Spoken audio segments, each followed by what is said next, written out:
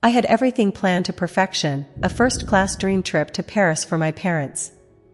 But when I arrived to pick them up, they were standing outside, with my jobless sister and her freeloading boyfriend. My mother smiled like nothing was wrong and said sweetly, "We've decided Chloe will go in your place. She needs a vacation." They actually thought they could swap my ticket for her free getaway. They had no idea that by replacing me, they'd just erased their own life-changing inheritance.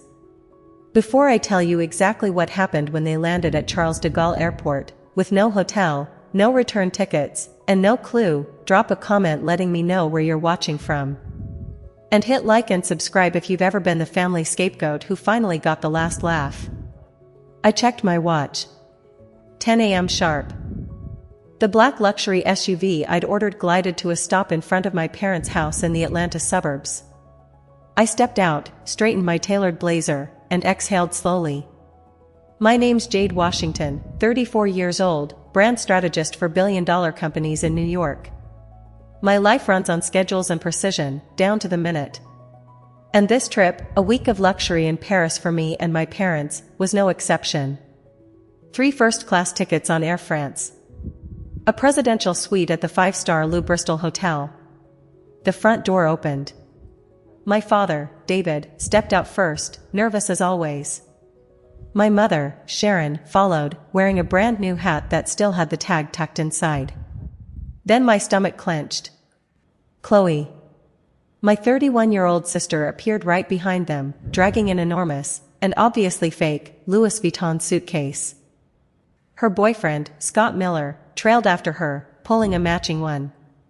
My mother caught the look on my face and gave me that smile, the one she always used right before taking something that belonged to me.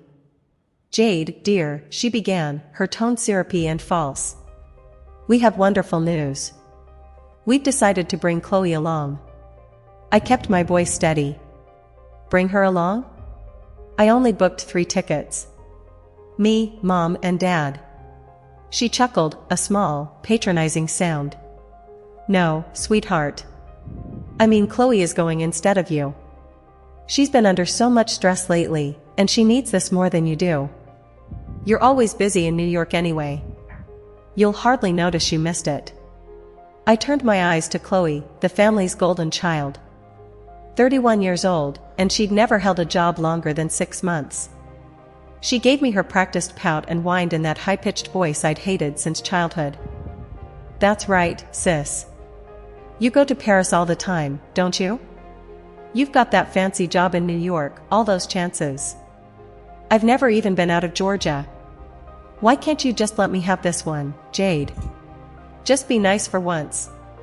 Scott, the opportunist in a cheap watch, immediately slung his arm around Chloe's shoulders, tugging her closer like he owned the place. "She's right, Jade," he said, using that fake friendly tone that made my skin crawl. "Family's about sharing, you know? And Chloe really deserves this. She's earned a break after all that hard work job hunting." Hard work job hunting.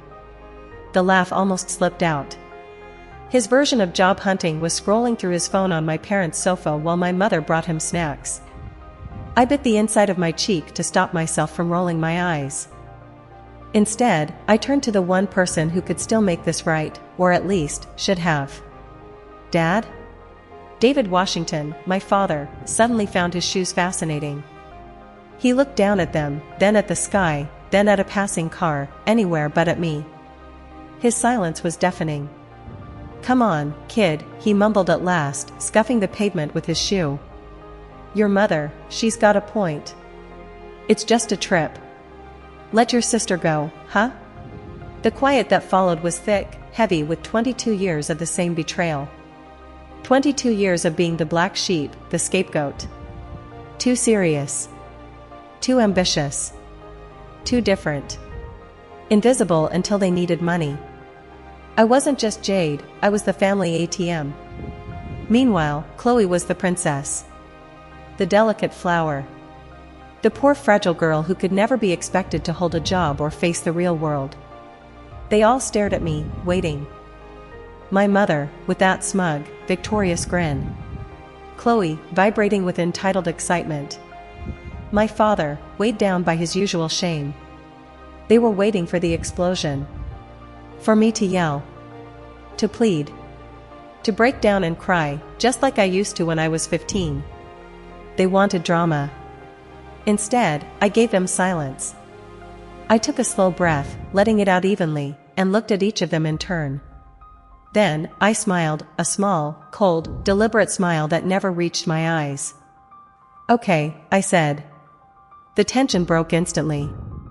Chloe squealed, clapping her hands like a child. "Yes."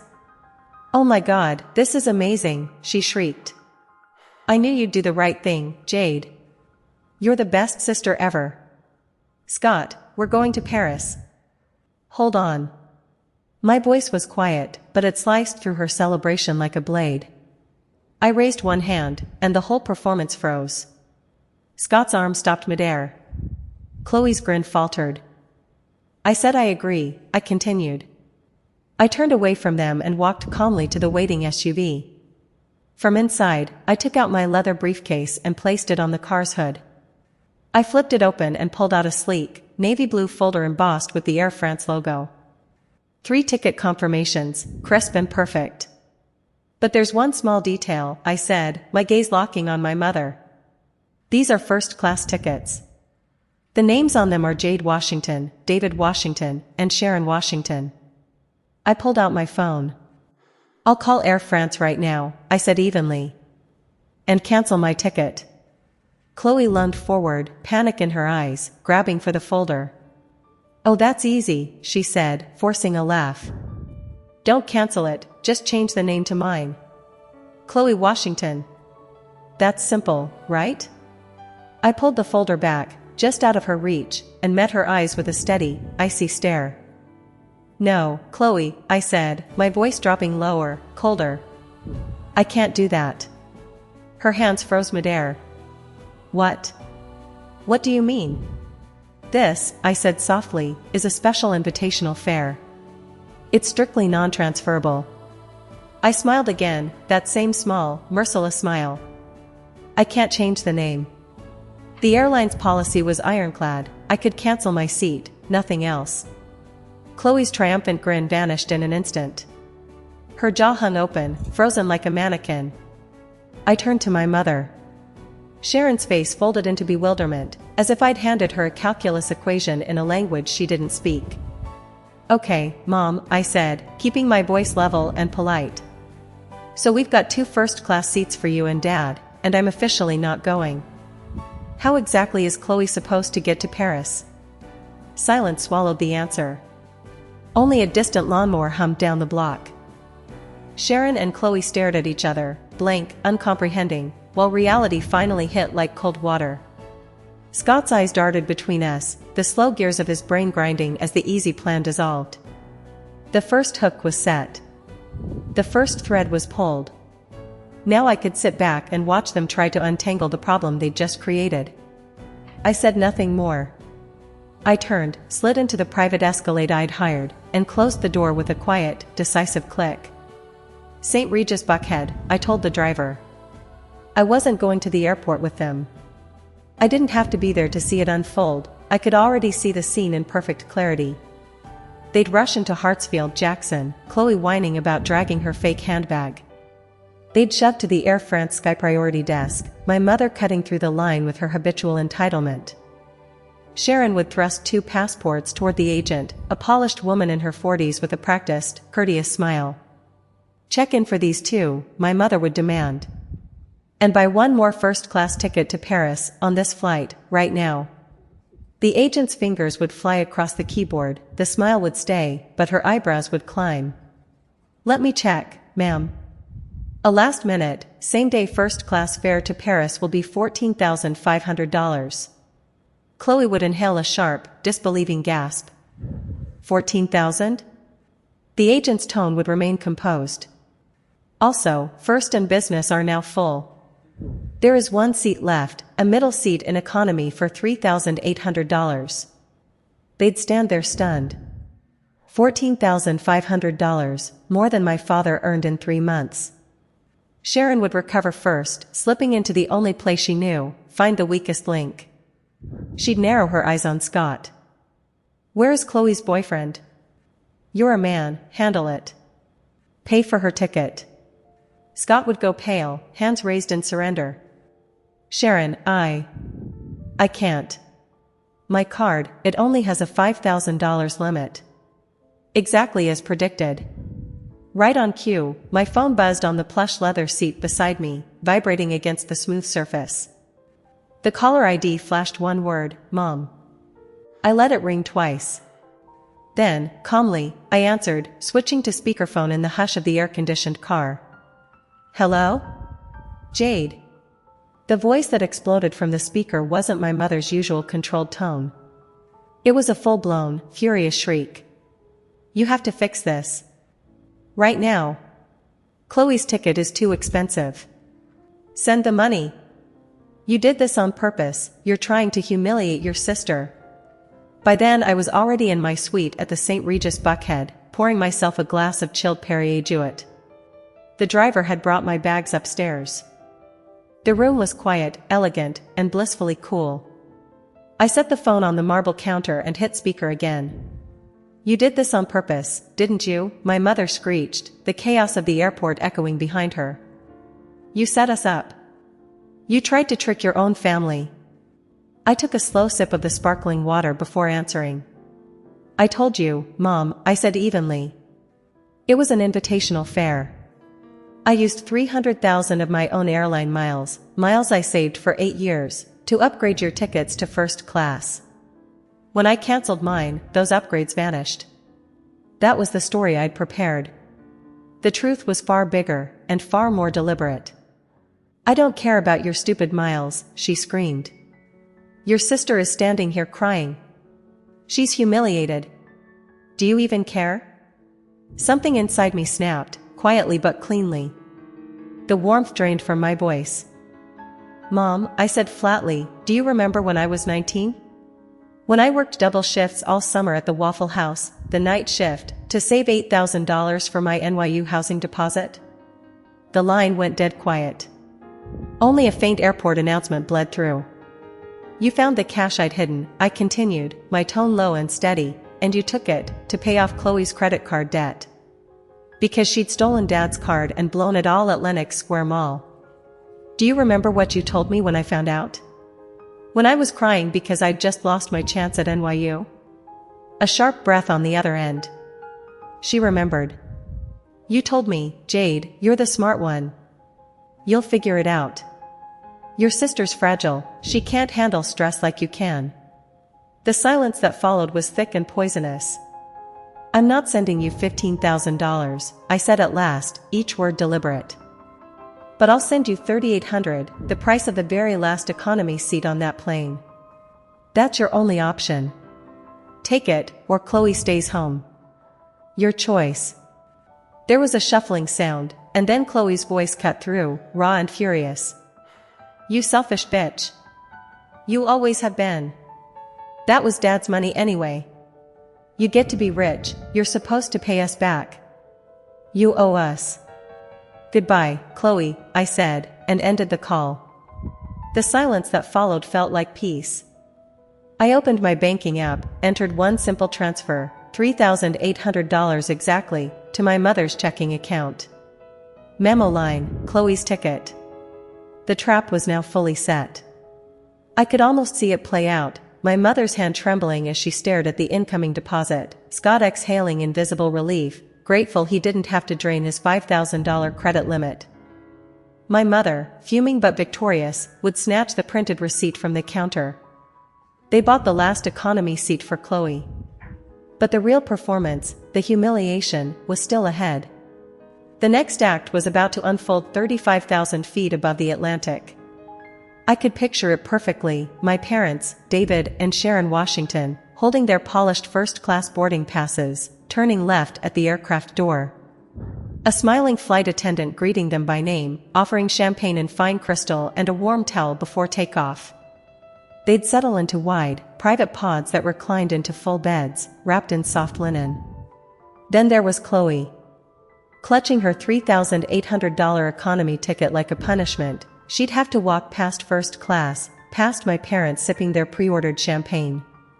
past business class, past premium economy, and keep walking, all the way down the narrow aisle to row 42, CD, the dreaded middle seat.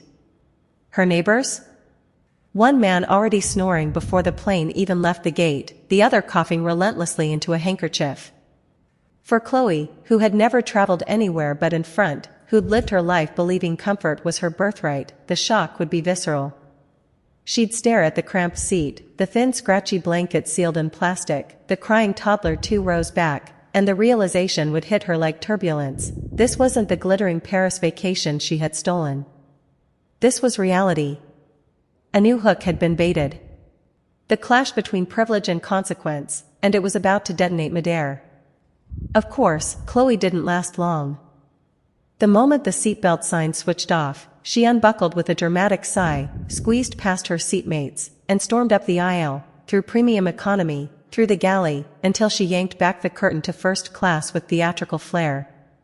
There sat my parents, David and Sharon, already sipping the champagne I had ordered for them, looking distinctly uneasy in their luxury pods. "I am not sitting back there," Chloe announced, her voice slicing through the calm of the first-class cabin.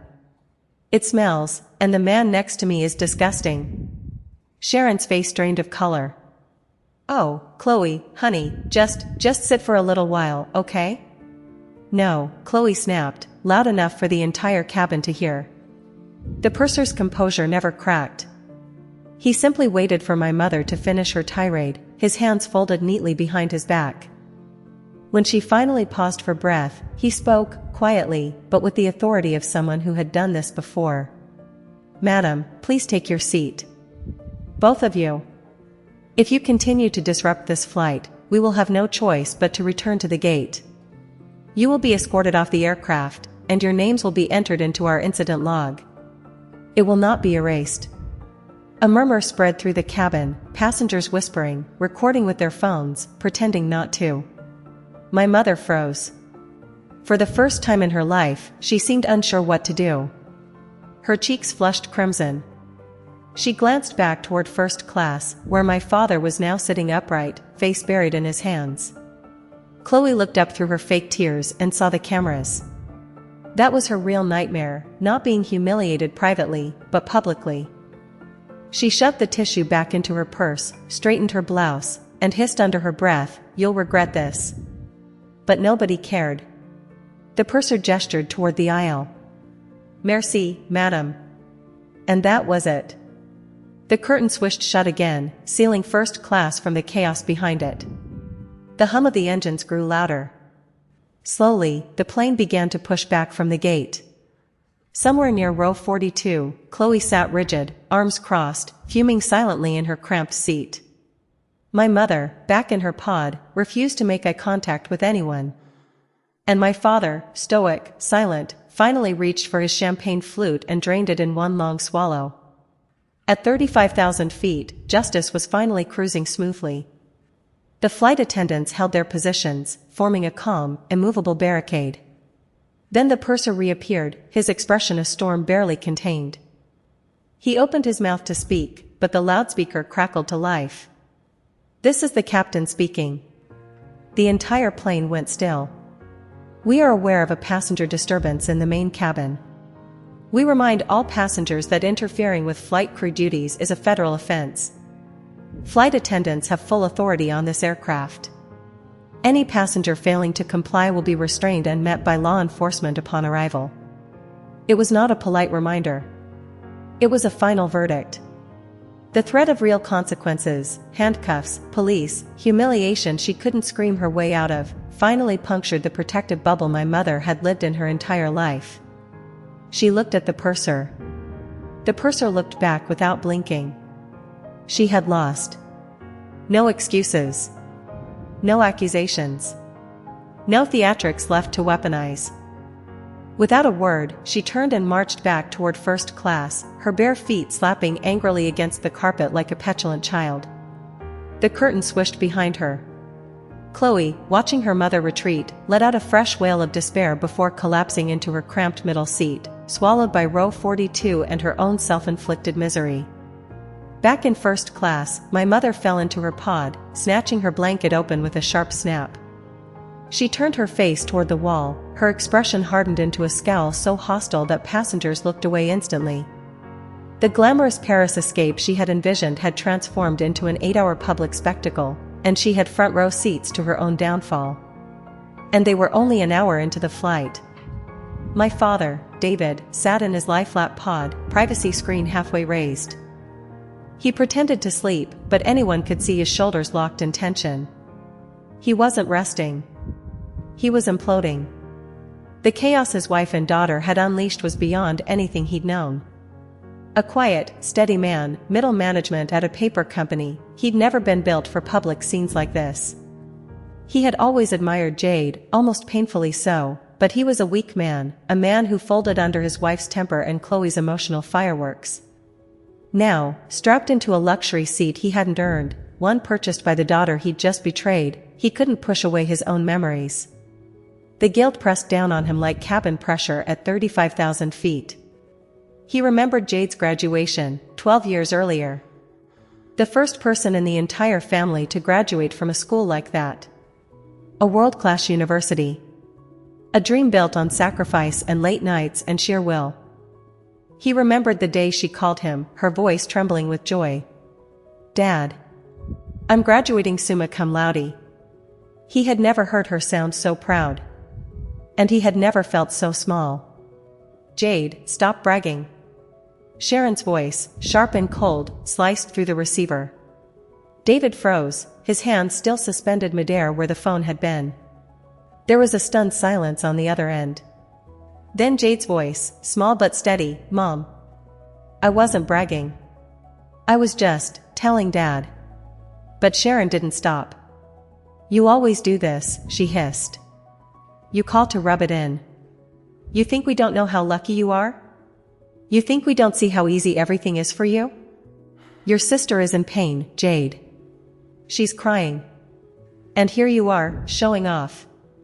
David had tried to reach for the phone, to say something, but Sharon turned her back, blocking him out completely.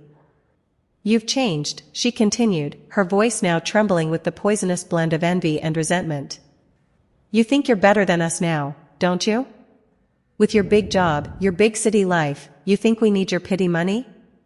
There was a faint sound, Jade inhaling sharply, and then the line went dead. Sharon had hurled the phone onto the couch and stalked off toward Chloe's room, slamming the door behind her. David just stood there, staring at the phone like it was a weapon that had just gone off. He could hear Chloe's muffled sobs through the wall, and Sharon's soothing, indulgent voice repeating the same refrain she'd always used, "It's okay, baby. You're special. Don't let your sister make you feel small." He remembered sitting down in the dark living room that night, the glow from the muted television flickering across his tired face. The house had felt like a tomb. He had wanted to call Jade back. To apologize. But he hadn't. He never did. And now, 12 years later, sitting in a first-class pod she had paid for, the daughter he'd abandoned, the one whose triumphs he had never witnessed, David finally understood that silence wasn't neutral. Silence was complicity. Every time he said nothing, he'd chosen a side. He looked around the cabin, the soft ambient light, the champagne flute sweating against the tray table, his wife beside him staring out the window with her jaw locked tight. It was everything Jade had bought them, comfort, peace, prestige, and yet it all felt counterfeit.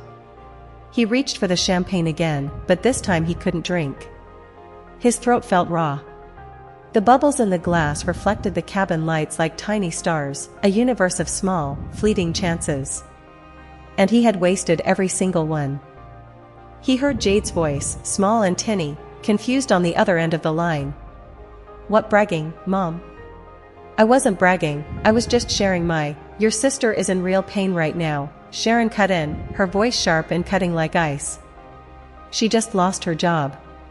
But you wouldn't know anything about that, would you?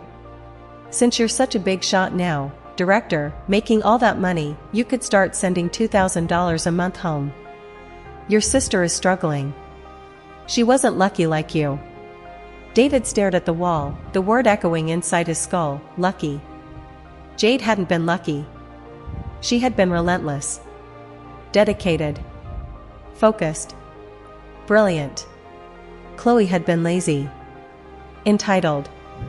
Spoiled. The line went silent. Not a pause. A void. A cold, complete disconnect. Then Jade spoke again.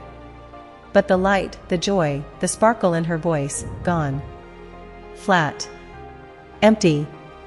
Professional. Okay, Mom.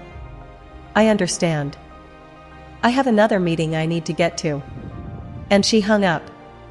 From that day on, Jade never called to share her achievements again. David shifted in his pod.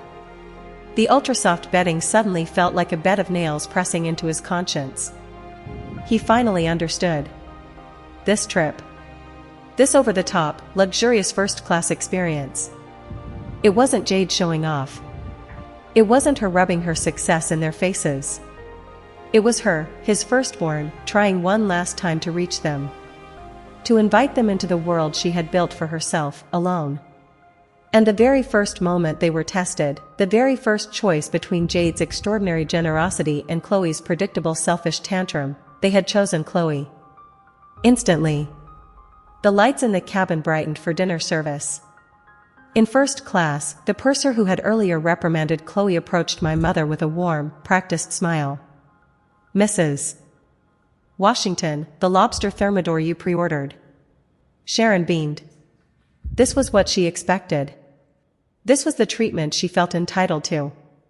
A flight attendant unfolded a heavy linen napkin across her lap and placed the porcelain plate in front of her, a perfectly cooked lobster tail, bathed in rich, creamy sauce. Another attendant poured a large glass of French Chardonnay. Sharon picked up the weighty metal fork and knife, pierced the tender lobster, and took her first bite. She closed her eyes in ecstasy. This was the indulgence she believed she deserved. This was what Jade had owed her. My father, on the other hand, just stared at his identical plate. The rich aroma of the lobster made his stomach twist with guilt. He saw, in every bite, the memory of Jade's graduation, the way her voice had shone with pride on the phone, the excitement she had carried alone. He pushed his food around, unable to taste it. Far behind them, in the cramped economy section, the service cart rumbled to a stop at row 42.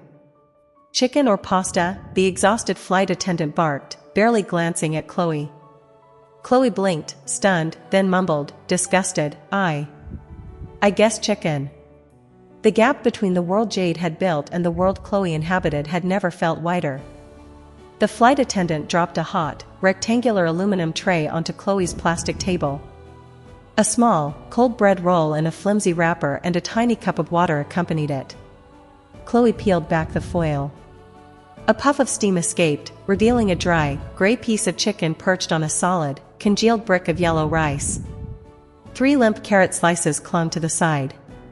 The aroma was a cruel mockery of food, wet cardboard masquerading as a meal. Her stomach twisted. She knew exactly what her parents were eating. Champagne. Lobster. Real, indulgent food. And she? She was trapped with this prison rations masquerading as a $3,000 meal. Chloe jabbed her plastic fork at the chicken, turning toward the woman in the aisle seat who had been quietly coughing. Can you believe this garbage? She hissed. They charged $3,000 for this. The woman sighed, slipping on her headphones. It's airplane food, honey. Not supposed to be gourmet. No, Chloe snapped, her voice rising, piercing the cabin. This is abuse. My parents are in first class eating lobster, and this is what they give me. This is racist. The woman closed her eyes, trying to shut her out. That only fueled Chloe's fury. Are you deaf? I'm talking to you. Do you think this is okay? From the window seat, the large man who had been snoring growled, Ladies, shut up. Some of us are trying to sleep. Chloe gasped, outraged that anyone would dare speak to her that way. She opened her mouth to scream, but the cabin lights dimmed, signaling the end of the miserable meal service. Once the trays were cleared and darkness returned, David could no longer bear the weight of guilt. He leaned across the aisle toward Sharon, who was happily sipping cognac and laughing at a comedy on her massive screen. Sharon, listen, he whispered, his voice rough with shame. She pulled off one of her noise-canceling headphones, annoyed. "What, David? I'm watching this." He glanced around to make sure no one could hear. Maybe we were wrong. Maybe this whole thing, maybe it's a mistake. Jade, she's trying to do something nice. She's trying to share this with us. Sharon's eyes narrowed to slits. The relaxed, happy mask of indulgence hardened into that familiar, cold armor of anger. "Shut up, David. Just shut up," she hissed, leaning close, voice low and venomous. "Wrong. She is our daughter. She is loaded with money. She owes us. After everything we did for her, raising her, feeding her, she owes her sister. Don't ever take her side against your family again. Do you understand me?" David sank back into his luxurious pod, staring into nothing. No love. No reason. Only the endless, dark pit of Sharon's resentment. Hours later, the captain's voice came over the PA. "Ladies and gentlemen, we are beginning our final descent into Paris, Charles de Gaulle Airport." The moment the plane touched down, the second the seatbelt sign pinged off, Chloe was a coiled spring. She yanked off her belt, shoved the coughing passenger out of her way, and yanked her bag from the overhead bin, smacking another passenger in the head in the process. No apology. No hesitation. She barreled down the aisle, pushing past economy passengers like a force of nature. "Move. Get out of the way," she barked, charging into business class, then yanking aside the curtain into first class, where her parents were politely gathering their things. "Mom. Dad. We're here," she shouted, as if the rest of the plane didn't exist. "Let's get out of this dump. I need a real drink."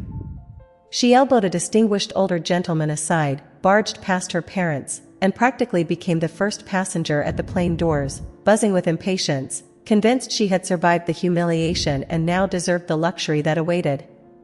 She burst into the arrivals hall of Charles de Gaulle like a self-proclaimed celebrity, phone out, ready to film her red carpet moment. But then she froze. "Where is he?" she demanded, scanning the crowded terminal. "Mom. Where's the limousine driver?" Sharon glided out behind her, chin high, exuding first-class arrogance as always. "He will be here, Chloe. Calm down. Look for the sign, Washington. That's your cue." David and Scott followed, schlepping the heavy fake designer luggage. David looked flustered and overwhelmed by the foreign signage. Scott looked entirely bored. Sharon swept her gaze across the row of drivers. Smith. Nguyen. DOP. No Washington. Not a single sign. Her voice tightened. "He's probably just late. Let's wait here." 10 minutes passed. The crowds thinned. Chloe's forced excitement curdled into pure whining. "Mom, my feet hurt. This is so unprofessional. I knew Jade would mess this up. She probably booked some cheap car service to humiliate us. She's so jealous." 20 minutes. The hall emptied further. David swallowed nervously. "Sharon, are you sure this is the right arrivals terminal? Maybe we should ask at the information desk?" "No, David. You'll just get lost," Sharon snapped, absolute authority radiating from her every word. "We wait here. He is coming. Jade booked it." Her emphasis on booked sounded like a legal guarantee. 30 minutes. The last driver, holding a sign for Mr. and Mrs. Gupta, walked away, laughing with his clients. Silence engulfed them. They were alone. No limousines. No chauffeurs. No plan B. Sharon's face darkened. She ripped her phone from her purse, thumb stabbing at the screen. "I am calling Jade," she hissed, voice low and dangerous. "I'm going to give her a piece of my mind for this incompetence, stranding us in a foreign country." Sharon's face went pale. 120 euros? Her voice pitched higher with each syllable. She slammed her phone onto her lap, watching it fail to send for the millionth time. "David, do you have cash? We need to pay him now." David dug through his wallet, frowning at the dwindling euros he had brought. I only have 80. 80? That's not enough. Sharon shrieked, glancing at Chloe, who was now panicking over her low battery and the fact she couldn't post her Paris adventure story. Chloe, did you bring cash? Chloe shook her head, her pout finally replaced by genuine fear. No. I thought Mom and Dad would handle it. Sharon's eyes darted around, finally landing on the driver, who was standing patiently with his arms crossed. You must wait. We will pay, she stammered, flustered. The polite smile did nothing to ease her fury or her rising panic. Inside, the taxi was a pressure cooker. Chloe complained about her feet. Sharon raged silently, jabbing at her phone and fuming over the lack of Wi-Fi. David's shoulders slumped lower and lower with each turn, the meter climbing, the reality sinking in. He remembered Jade's careful planning, the exactness, the inevitability. And now, this, his wife and younger daughter, completely powerless in the city Jade had built around them. Finally, the taxi pulled up in front of Lou Bristol. The driver opened the doors. 120 euros, he repeated calmly. Sharon fumbled in her purse, tossing coins and bills onto the seat. Chloe hopped out dramatically, brandishing her phone. Mom. This is ridiculous. David sighed, finally letting himself take in the view. The hotel gleamed in the Paris evening, gilded and perfect, but the panic and frustration inside the car lingered like smoke. And somewhere, far away, Jade was sipping champagne, watching the chaos she had orchestrated from a distance, a small, tight smile curling at the edges of her lips. The game was fully set. The trap had sprung. Paris had become a stage, and the real performance was about to begin. Sharon's face turned a deeper shade of crimson. Her hands clutched the counter like she could physically wrest the information back into her control. No. That's impossible. She can't just cancel this. Her voice quavered, caught somewhere between rage and disbelief. The receptionist remained unmoved. I assure you, madam. All services were tied to Ms. Washington's attendance. Since she is not checking in personally, the system automatically canceled the suite and transportation. The limousine was never meant for anyone else. It is not available for resale or substitution. Chloe, standing beside her mother, had stopped pouting and now stared, wide-eyed, as comprehension slowly dawned. Wait, you're telling me, she did this? Her voice cracked, half fear, half fury. David, who had been silent, finally spoke, voice low and incredulous. Sharon, she planned this. The flight, the hotel, every last detail. This wasn't an accident. Sharon's hand shot up to the receptionist again. This is absurd. My other daughter, owes us. She's supposed to, we paid for, madam, the receptionist interrupted gently, I understand this is upsetting. But the reservation is under Ms. Washington's name and the terms clearly state the services are non-transferable. Only Ms. Washington may check into this package. Any other guests would require separate arrangements. Sharon's chest heaved. Chloe's jaw dropped. The reality hit them simultaneously. They were alone, stranded, with no hotel, no car, and a city they did not know. The polished marble lobby suddenly felt like a cage. The soft murmur of crystal chandeliers above them mocked their panic.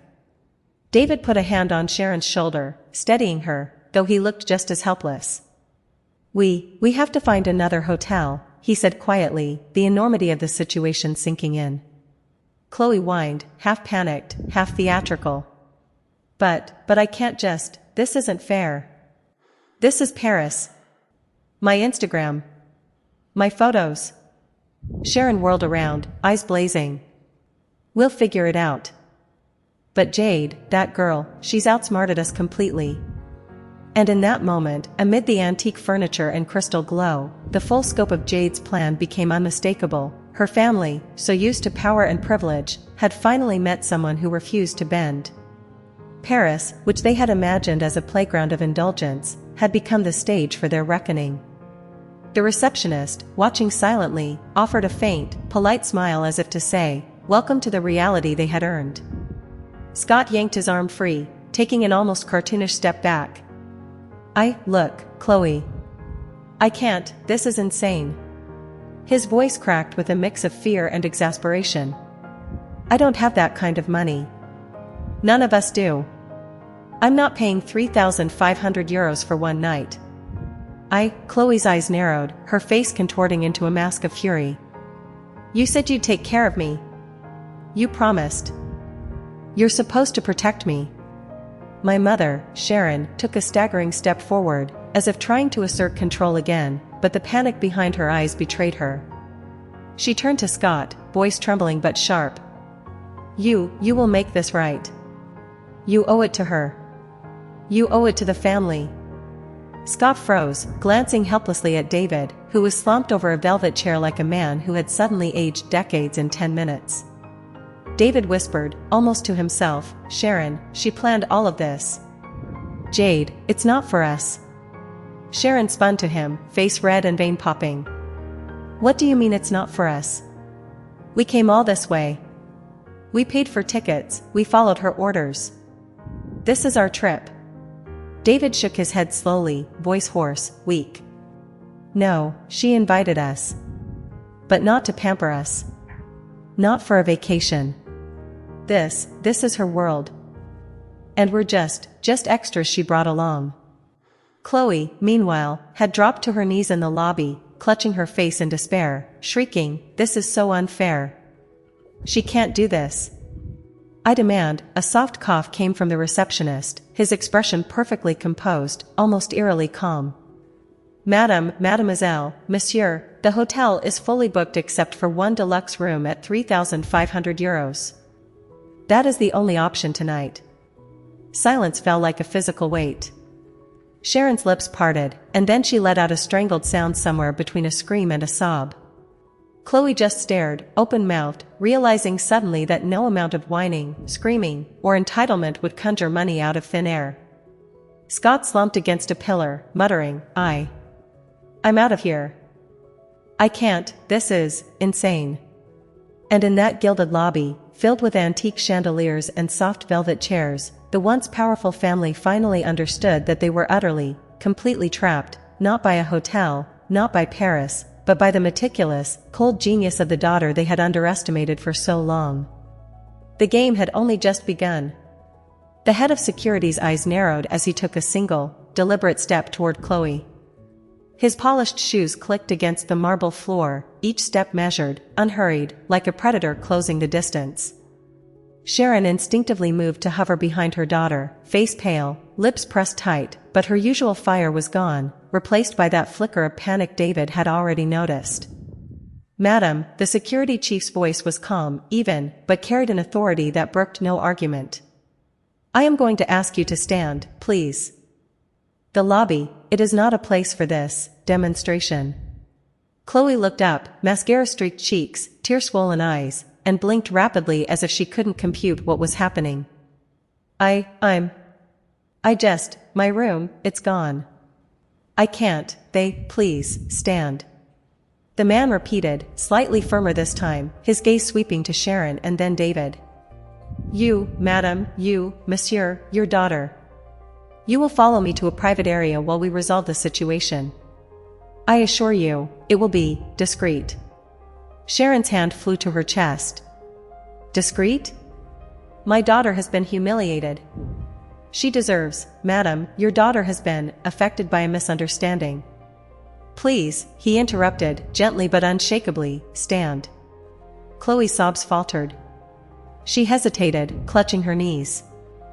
The opulence of the lobby, the chandelier, the crystal, the faint scent of roses and polished wood, seemed to close in around her, as if the walls themselves were judging. The woman with silver hair raised a perfectly arched eyebrow.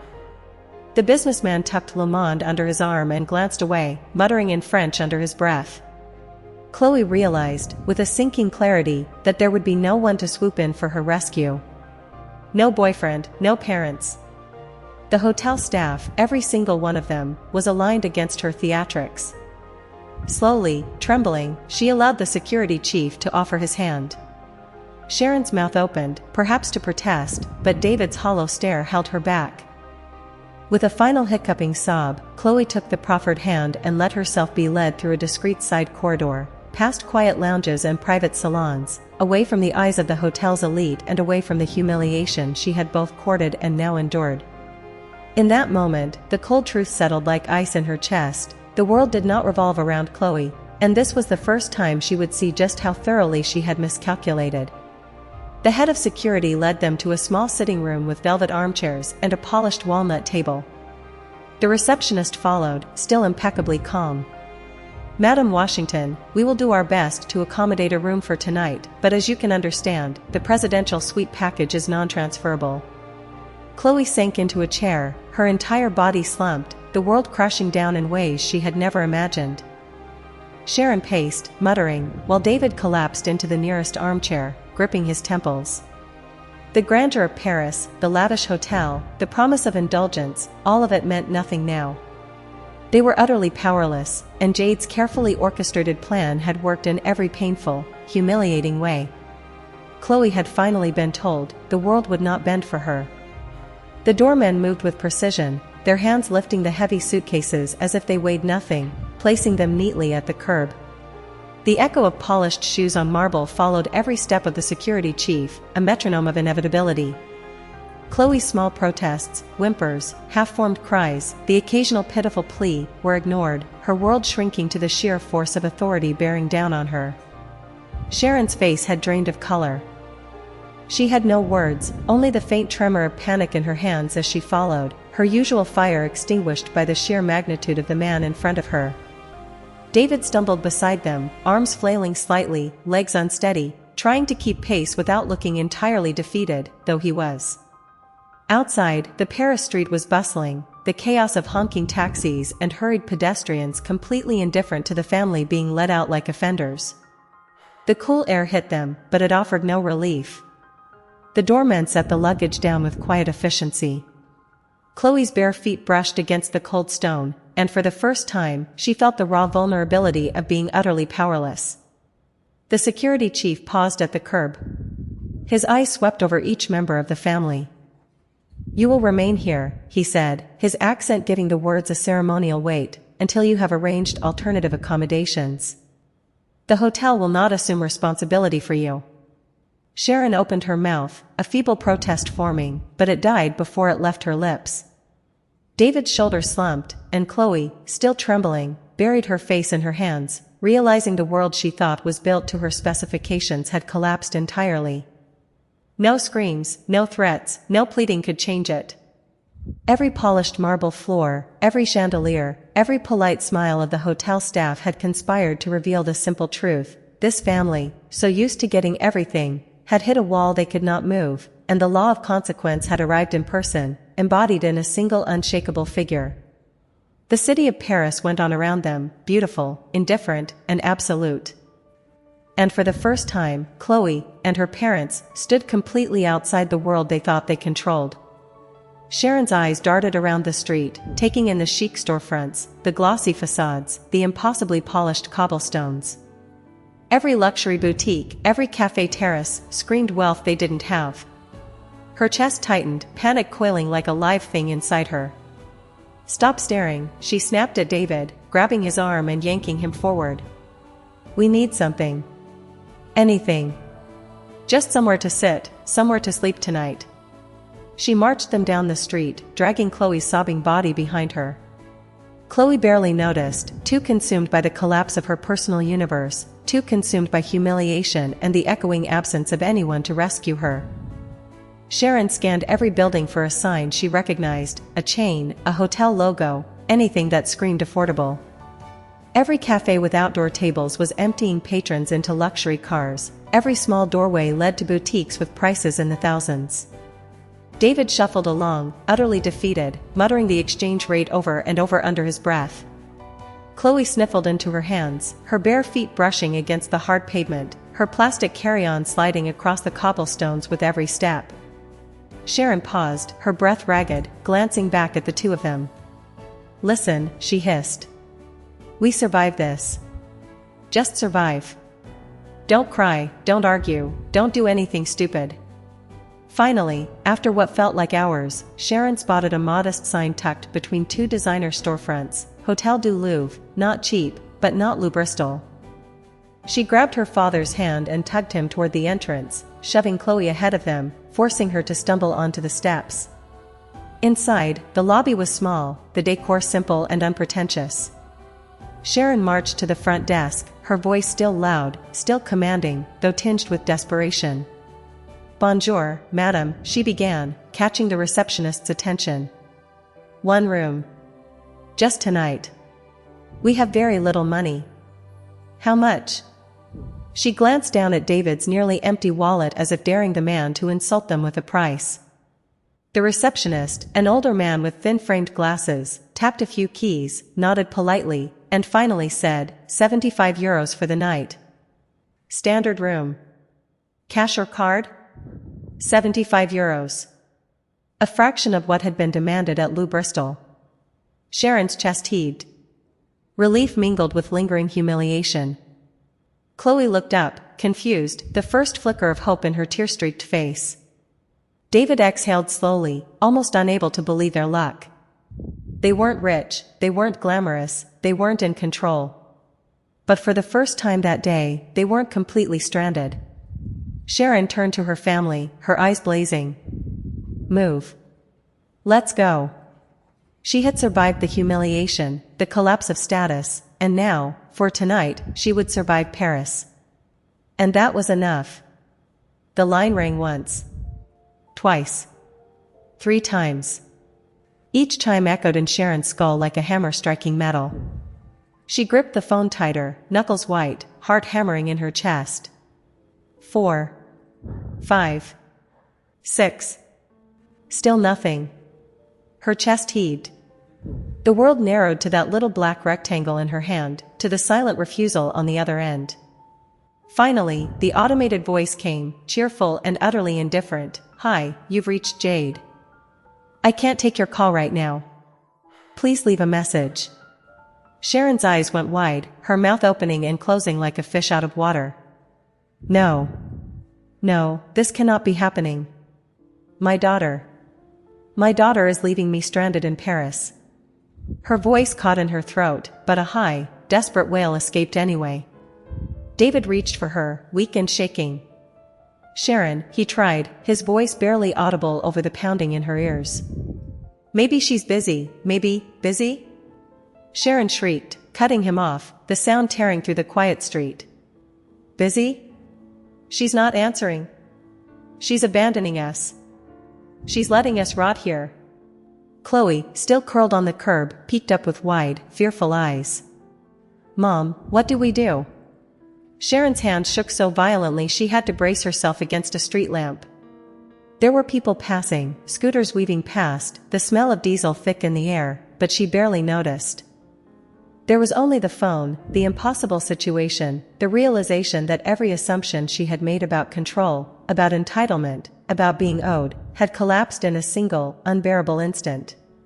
She pressed the phone again to her ear, her thumb hovering over the call button like it could summon a miracle. She couldn't cry yet. She couldn't break down yet. She had to do something. Anything. "Jade," she whispered, her voice trembling, ragged, barely audible. "Pick up. Please, pick up." And in that quiet, fleeting moment, Sharon Washington, the matriarch, the unshakable, the commanding, realized she had no power, no backup, no card to swipe, no chauffeur, no hotel, no first-class flight.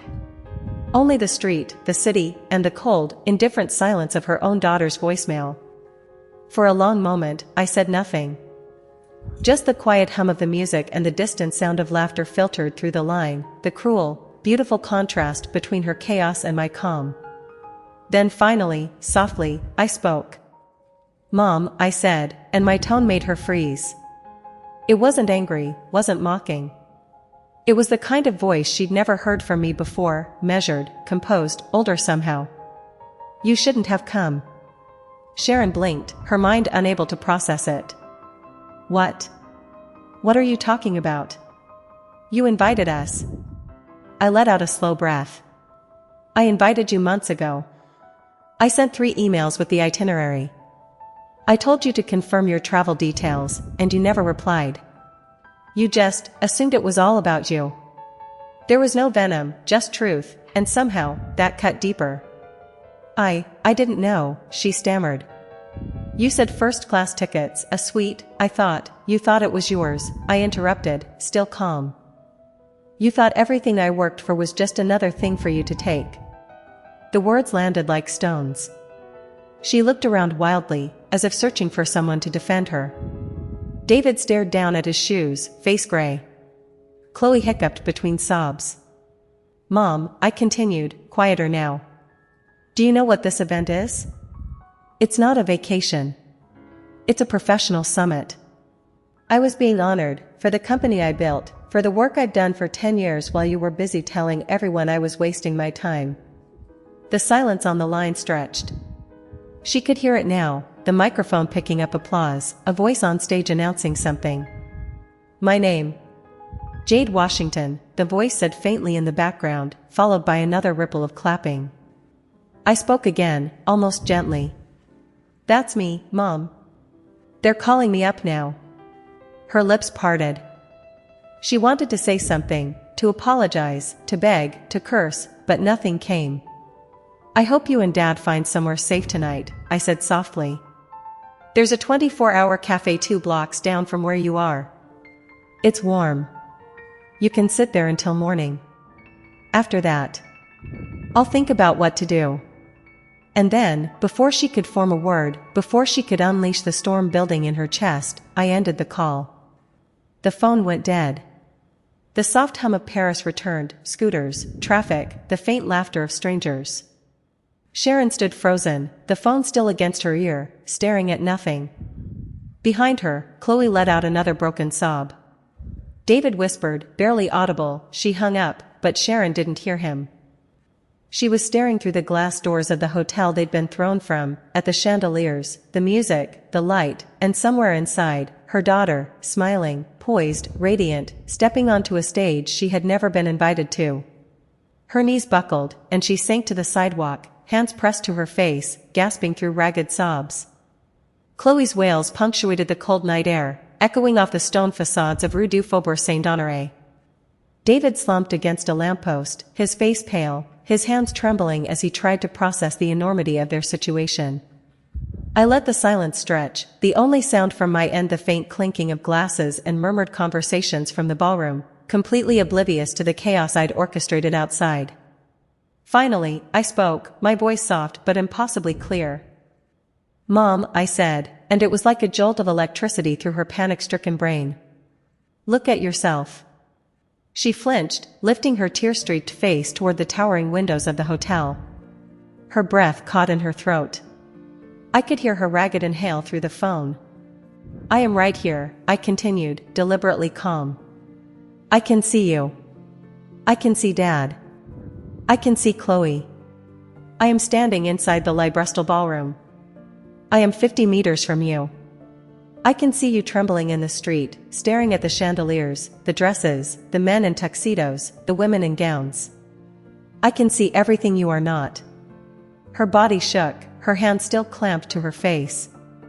The voice she had wielded for years, commanding, shouting, demanding, was gone. The arrogance, the bluster, the sense of entitlement that had carried her through countless social situations evaporated under the weight of the impossible truth. You wanted to be here, I said gently, letting each word fall deliberately, but this isn't your world. This is mine. I worked for this. I earned it. And you assumed it was yours to take. Her gasp was wet and ragged. Chloe whimpered beside her, still crushed in despair. David muttered something incoherent.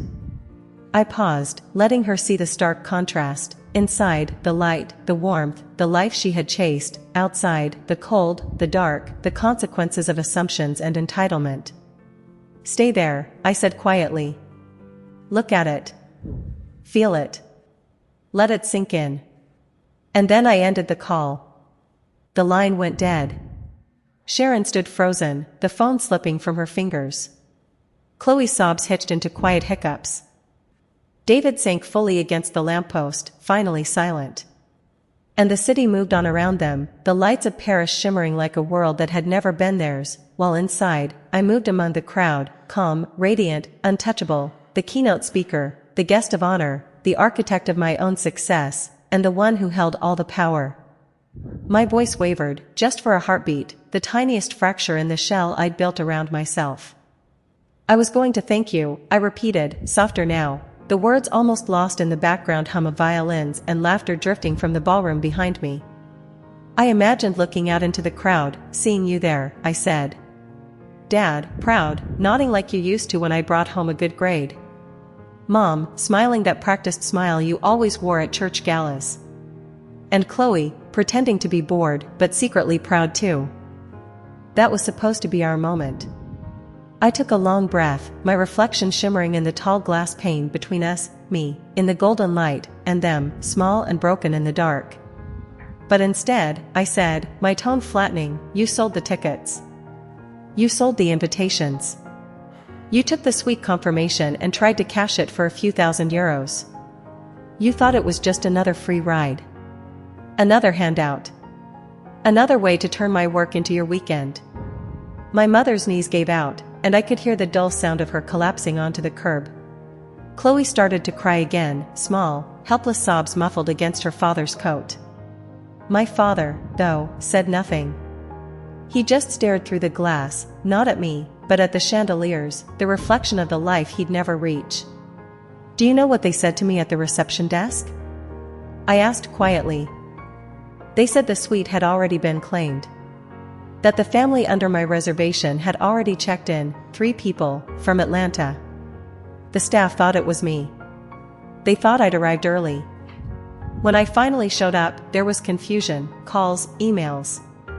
And by the time I found out what happened, I trailed off, my voice trembling again, though I kept my posture perfectly straight, eyes fixed on their distant silhouettes beyond the glass.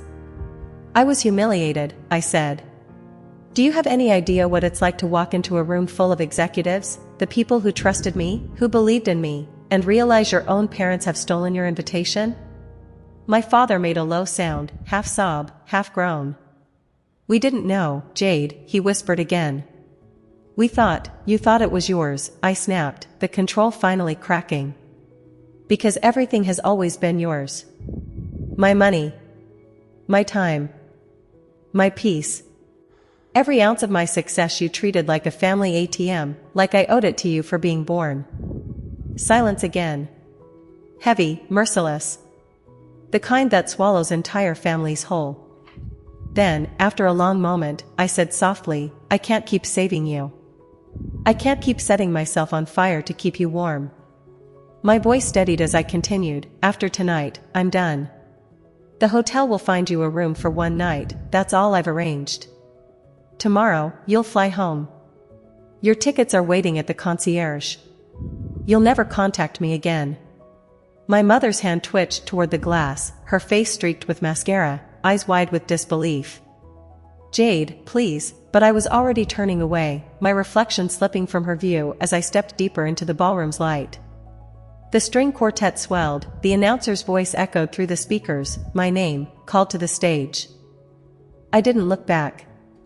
Outside, beyond the glass, 3 figures stood motionless in the cold Paris night, watching the doors close, as the sound of applause rolled like thunder from within. Just a vast, cold emptiness.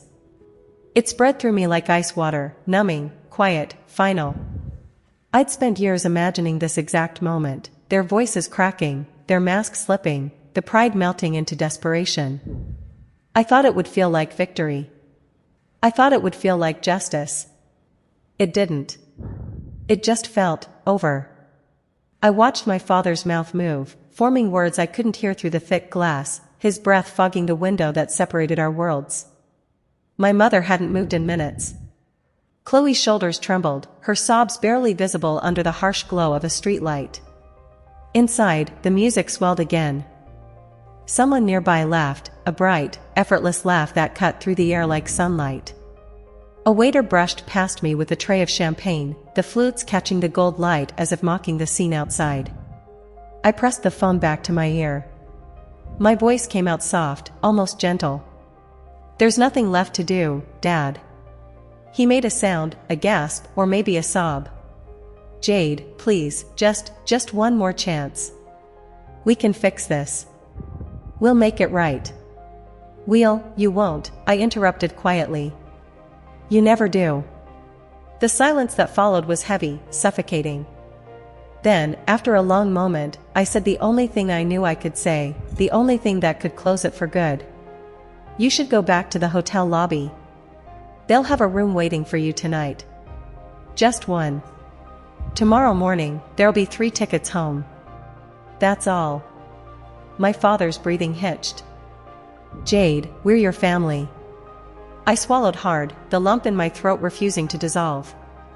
"You were." And then I ended the call. For a moment, I stood there, staring at my own reflection in the window, the woman I'd become and the ghost of the girl still begging to be loved. Beyond the glass, my family stayed frozen in that ugly tableau, 3 dark shapes huddled in the Paris cold, framed by the glittering light of a world they could never enter again. Then the announcer's voice echoed through the ballroom, "Ladies and gentlemen, please welcome our global brand strategist of the year, Jade Washington." Applause rose like a wave. I slipped the phone into my clutch, straightened my shoulders, and stepped toward the stage. Each step felt lighter than the last, not triumphant, not even proud. Just free. Through the thick, soundproof glass, they saw the silhouettes of hundreds of people moving gracefully beneath chandeliers that sparkled like constellations. Laughter and music shimmered in the light, though none of it reached them. The warmth, the glow, the life inside, it all existed in another universe now, one that had closed its gates forever. My father's breath came out in shallow, broken gasps.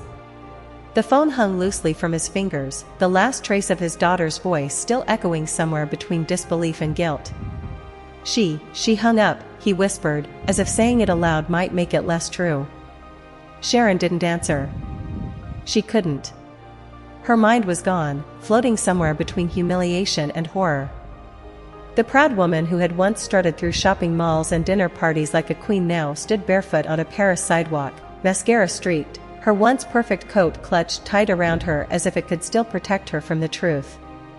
Chloe finally lifted her head. Her face was blotchy, her nose red, her eyes empty. "What do we do now?" she asked softly, her voice small, like a child's. Neither of them had an answer. They stood there, 3 broken outlines under the flickering streetlight, as the city of Paris, oblivious to their ruin, went on shining. Taxis glided by, couples laughed in passing, and the Eiffel Tower glittered faintly in the distance, indifferent. And inside, beyond the glass, Jade Washington stepped up to the podium.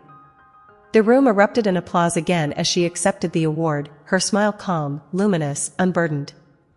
Cameras flashed, champagne flowed, and a photographer captured her in the light, strong, poised, radiant. For the first time in her life, she didn't have to perform for anyone. She didn't have to earn a seat, or beg to be seen. She had built her own table, and tonight, she sat at its head. Outside, on the curb of the most beautiful street in the world, the Washington family finally understood what it meant to lose everything, not money, not comfort, but the person who had carried them for so long. Inside, Jade lifted her glass, the crystal catching the golden light. "To freedom," she whispered. And the orchestra played her in. They saw the impossible chandeliers glittering like trapped stars. And then they saw me, my silhouette, tall, elegant, commanding in a dark dress, stepping onto the brilliantly lit stage. They could not hear the applause, but they could see it, hundreds of faces turning, all eyes fixed on me, on my shadow. And there they stood, 3 pathetic, broken little islands of their own making, stranded on the cold Paris curb. €60, a maxed-out credit card, and a humiliation that would linger for years.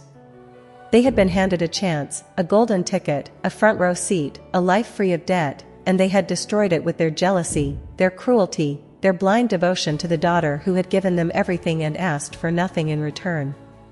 Now, they had no hotel, no money, no return tickets. Their only option, find a police officer, be taken to a shelter, wait for morning, make the humiliating journey to the embassy, and beg for a government-funded return home. They wanted a vacation, they wanted Chloe to rest. Instead, they earned a lesson they would never forget. This story teaches that your value is not determined by those who treat you as an option. True liberation comes when you stop seeking approval from people blinded by entitlement and jealousy. By investing in yourself instead of endlessly chasing their validation, you reclaim your power. Family is not a lifelong excuse for disrespect. Setting boundaries and protecting your success is the ultimate act of self-worth. The greatest payoff is not revenge, it is finally choosing yourself. Have you ever had to be the bad guy to protect your peace? Share your story in the comments below, and don't forget to hit that subscribe button.